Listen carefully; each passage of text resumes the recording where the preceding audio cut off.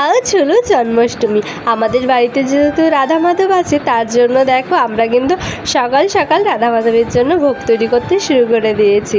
আর এদিকে দেখো আর রিয়া দেখো রাধা মাধবকে এখন সাজিয়ে তুলেছে।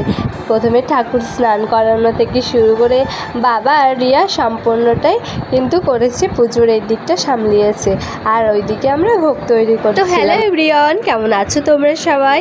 আশা করছি ভালো আছো, আর আমিও কিন্তু ভালো আছি। যেহেতু আমাদের বাড়িতে রাধা অষ্টমী পুজোটা অনেক বড় করেই হয়, আর সত্যি কথা বলতে জন্মাষ্টমী পুজোটা অতটাই বড় করা হয় না, কিন্তু রাধা অষ্টমী পুজোটা কিন্তু অনেক লোক খাওয়ায় আমাদের বাড়িতে, কীর্তন হয়, অনেক রান্নাবান্নায় অনেক কিন্তু ব্যস্ততার কারণে তোমাদের সাথে সেগুলো কিন্তু আমি শেয়ারই করতে পারি। সত্যি কথা বলতে খুবই ব্যস্ততার মধ্যে ছিলাম এই দুদিন।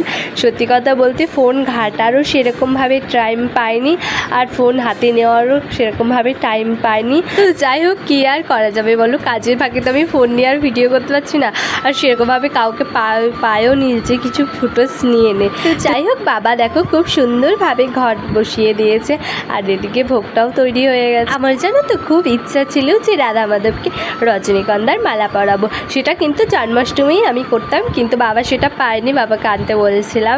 তার জন্য কিন্তু রাধা অষ্টমীতে আমি আগে থেকে বাবাকে বলে রেখেছিলাম যে নিয়ে আসতে হবেই, তার জন্য দেখো বাবা কিন্তু নিয়ে এসেছে। আর এদিকে দেখো কি সুন্দরভাবে সাজিয়েছে, তাই না? খুব সুন্দর লাগছে আমাদের রাধা মাধবকে। আজ আমার এটাই আফসোস থেকে যাবে যে রাতে কত কিছু হয়েছে আমাদের বাড়িতে, কিন্তু তোমাদের সাথে আমি একটুখানিও শেয়ার করতে পারলাম না।